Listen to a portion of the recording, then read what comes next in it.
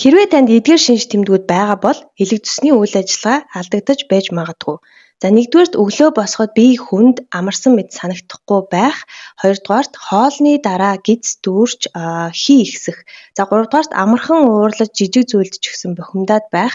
Дөрөвдүгээрт толгой хүндэрч өвдөх, ялангуяа дух болон чамархай орчмоор өвдөнө. За тавдугаарт болохоор нүд хурааших, улаах зэрэг шинж тэмдэг илэрч болно. Зургадугаарт эмэгтэйчүүдийн маань хувьд сарын тэмдэг алдагдах, сарын тэмдэг ирэхгүй удах, за сарын тэмдэг өвдөлттэй эрэх зэрэг шинж тэмдэг нэмэгдэнэ.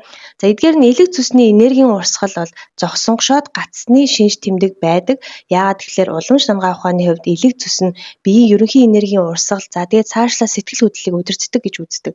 Тиймээс зөвхөн детокс цэвэрлэх биш, харин зөв аргаар элэг зүсөө тэнцвэржүүлж дэмжих бол нэн шаардлагатай. За би элэг зүсийг дэмжих 3 алхамд үнгүү гарын авлагыг та бүхэнд зориулаад бэлтгэсэн байгаа. Хэрвээ энэ үнгүү гарын авлагыг авахыг хүсэх юм бол доор комментэд элэг гэд бичээд үлдээгээрэй. Баярлалаа.